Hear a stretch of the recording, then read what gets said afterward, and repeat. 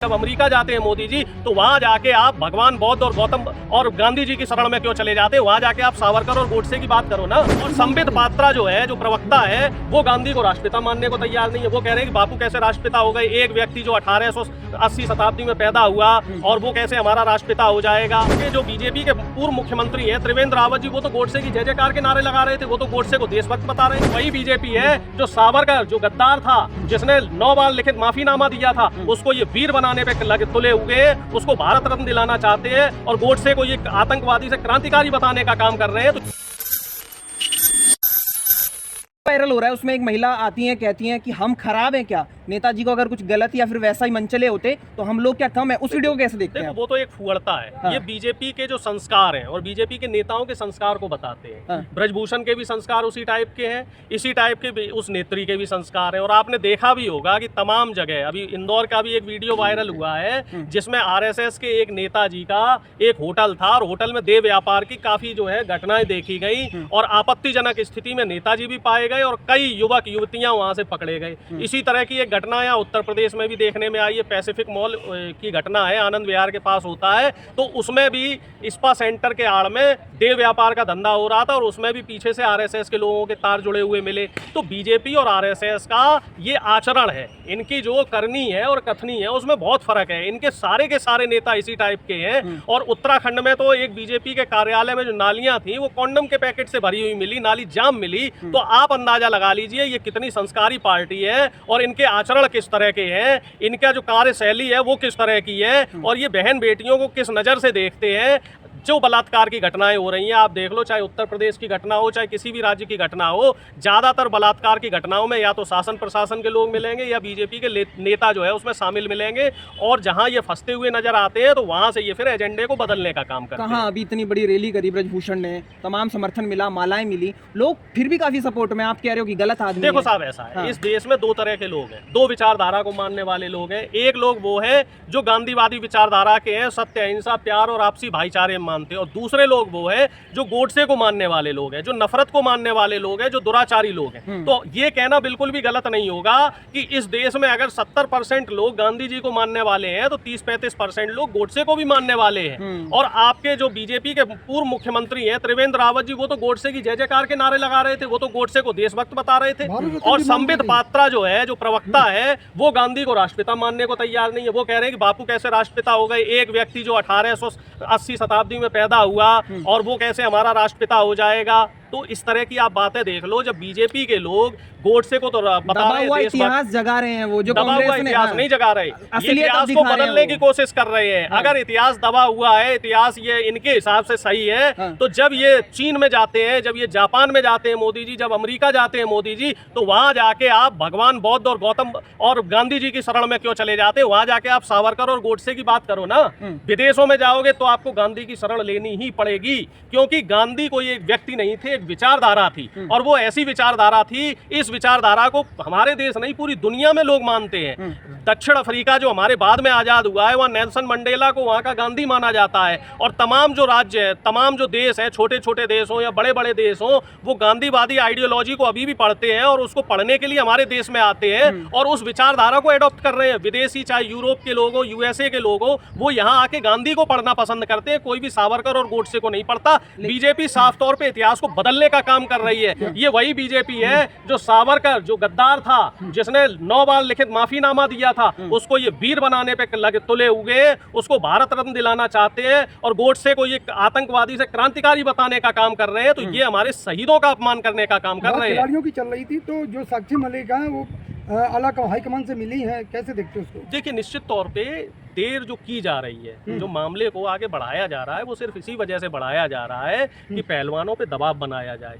किसी को पैसे पे का लालच देने की कोशिश कर रहे हैं, किसी को नौकरी का दबाव बना रहे हैं कि तुम नौकरी ज्वाइन नहीं करोगे, आंदोलन करोगे तो तुम्हें नौकरी से निकाल देंगे। किसी के ऊपर चरित्र पे उसके लांछन लगाए जा रहे हैं। तो हर तरीके से ये सरकार जो है वो दबाव बनाने की कोशिश कर रही है।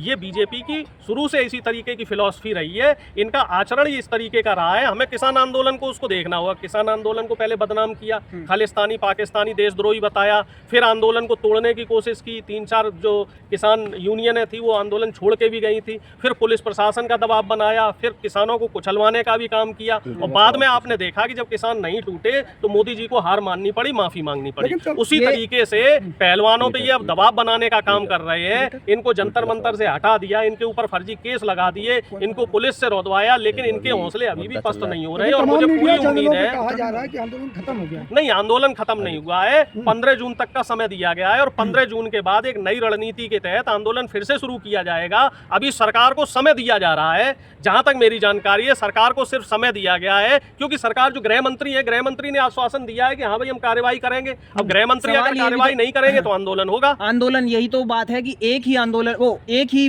तरह के बंदे हर आंदोलन में दिख जाते हैं, आंदोलन जीवी, काम कुछ है नहीं, बस अब आप विरोध मुझे एक करना बात है। बताइए कि अगर सत्य के लिए, अहिंसा के लिए, भाईचारे के लिए और अन्याय के लिए बदनाम करने के लिए सरकार को, अगर अन्याय के खिलाफ लड़ने के लिए क्या अलग अलग व्यक्तियों की जरूरत है? महात्मा गांधी ने देश को आजाद कराने के लिए 85 आंदोलनों में हिस्सा लिया, चाहे वो असहयोग आंदोलन हो, चाहे वो नमक यात्रा हो, चाहे वो डांडी मार्च हो, चाहे अंग्रेजों भारत छोड़ो आंदोलन हो। इस तरीके के 85 आंदोलन महात्मा गांधी जी ने जो है अटेंड किए। उसमें कई आंदोलन में वो अग्रणी भूमिका में रहे और कई आंदोलनों में वो सहयोगी भूमिका में रहे हैं। देखिए, जब सत्ता के खिलाफ, शासन के खिलाफ और प्रशासन के खिलाफ आवाज उठाई जाती है, तो अगर आप उसका हिस्सा बन रहे हैं तो जाहिर सी बात है आप अन्याय के खिलाफ खड़े हैं, आप सरकार की गलत नीति के खिलाफ खड़े हैं। अब अगर उस पर सरकार आपको आंदोलन जीवी कह रही है, आपको देशद्रोही कह रही है, आपको आतंकवादी कह रही है, तो ये सरकार की जो है मनोदशा है कि वो सरकार की आइडियोलॉजी इसी तरीके की है कि आप विरोध करेंगे तो आप आतंकवादी हो गए, आप सत्ता से सवाल करेंगे तो आप देशद्रोही हो गए। और इस बात को लेकर तो सुप्रीम कोर्ट ने भी इनको फटकारा है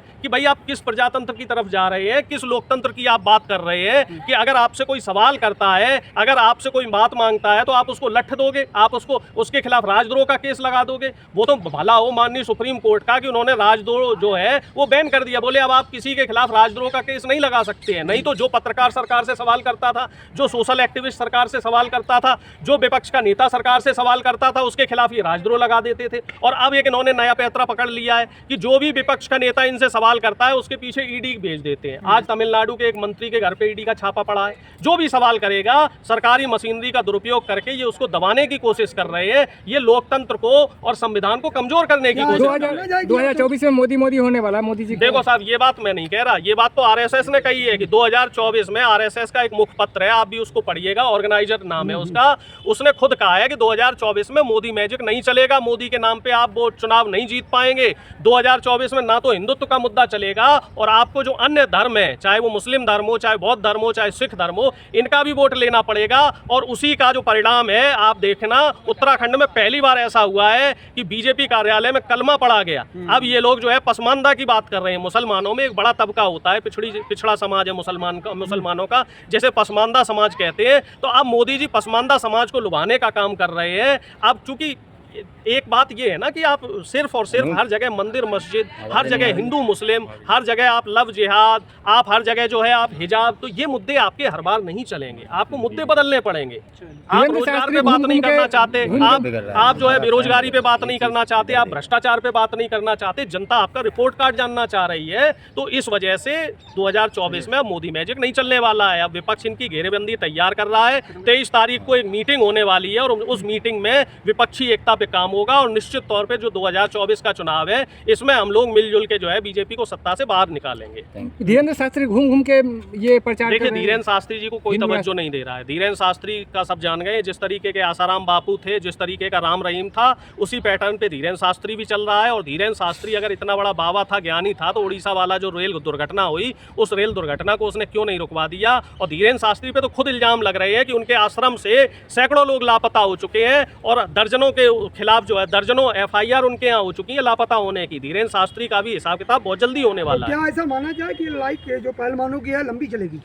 देखो साहब, बीजेपी कोई छोटी लड़ाई तो लड़ने नहीं देती, हर लड़ाई को वो लंबा करते हैं, क्योंकि इनको अपनी जो है, इनका जो अहंकार है वो जल्दी नहीं टूटता है, इनका अहंकार टूटने में समय लगता है। अब अग्नि परीक्षा इस समय जो है पहलवानों की भी है और सरकार की भी है कि सरकार जो अपने वादे इन्होंने पहलवानों से किए हैं उन वादों पे कायम रहती है कि फिर से ये यू टर्न लेती है। और पहलवानों के लिए ये है कि उनकी जो इच्छा शक्ति है वो कब तक रहती है और कब तक वो सरकार के खिलाफ डटे रहते हैं। जिस तरह हरियाणा में किसानों पर लठ बजाए गए थे, कि पहलवानों की बात को उठाने पर क्या किसान अब बैठेंगे या फिर साथ देंगे? नहीं, बिल्कुल साथ देंगे। बजरंग पुनिया भी अभी गए थे, आपने देखा होगा चढ़ूनी साहब के ऊपर लाठी चार्ज करवाया था, कई किसान उसमें घायल हुए थे, चढ़ूनी जी गिरफ्तार भी हुए थे। वहाँ बजरंग पुनिया ने उनको समर्थन दिया था और जहाँ तक मेरी जानकारी है अब वो मांगे भी मान ली गई हैं, किसानों को रिहा भी कर दिया गया और सरकार ने आश्वासन दिया है कि सूर्यमुखी की जो फसल है उस पर MSP दी जाएगी। निश्चित तौर पर देखिए, जब आप एकजुट हो जाएंगे और सरकार के खिलाफ मुखर होकर सवाल करेंगे, सरकार का मुखर होकर आप विरोध करेंगे तो सरकार को झुकना ही पड़ेगा, चाहे सरकार कितनी भी निकम्मी हो, चाहे सरकार कितनी भी तानाशाह हो।